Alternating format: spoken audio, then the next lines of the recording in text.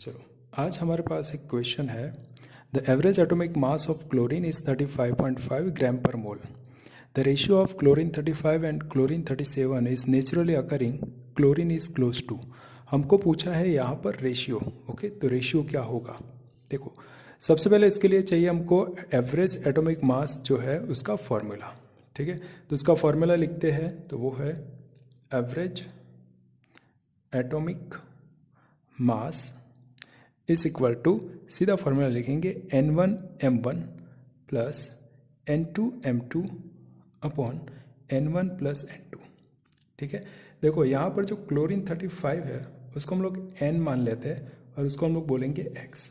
ठीक है, ये हमको सपोज करना है। ठीक है, एक है क्लोरीन 37 जो कि है N2 और इसको मानेंगे हम लोग 1 माइनस एक्स। ठीक, तो चलो इसी फॉर्मूले में पुट करते हैं, देखते हैं क्या रिजल्ट मिलता है ना। देखो, तो आपका एवरेज जो एटॉमिक मास है वो आपको गिवन है, कितना है 35.5। तो पुट कर दो 35.5 इज इक्वल टू N1 जो कि है आपका X इंटू 35।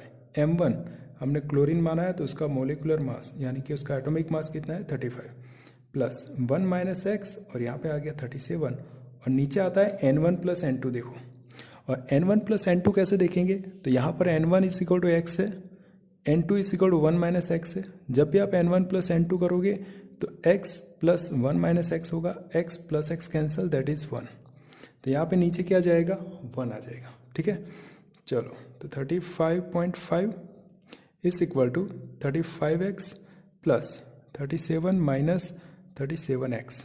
ठीक, चलो ये जो है वो इस तरफ आ जाएगा और ये दोनों x वाले पास पास रहेंगे। ठीक, तो यहाँ पे हो गया 35 minus 5, sorry 35.5 minus 37 is equal to 35x minus 37x। ठीक है, अब इन दोनों का आंसर कितना होगा? तो -1.5 और यहाँ पर हो जाएगा -2x। ठीक, जब भी आप x निकालोगे तो 1.5/2 आएगा, दैट इज 0.75। ओके, और वो होगा आपका 3/4। मतलब आपका x is equal to N1 is equal to हो गया 3/4। चलो, आपका एक आंसर आ गया। सेकंड देखो, हम लोग इधर देखते हैं, है ना, थोड़ा सा इस तरफ देख लेते हैं। तो आपका N2 कितना हो जाएगा? तो वो होगा 1 माइनस एक्स। ओके, तो 1 माइनस 3/4 दैट इज 1/4। हमको तो क्या लेना था? रेशियो लेना था। तो N1 upon N2 is equal to 3/4 and 1/4, 4 cancel, आपका आंसर आ जाएगा 3:1। ओके, तो आपका जो करेक्ट आंसर होगा वो होगा D, 3:1। ओके।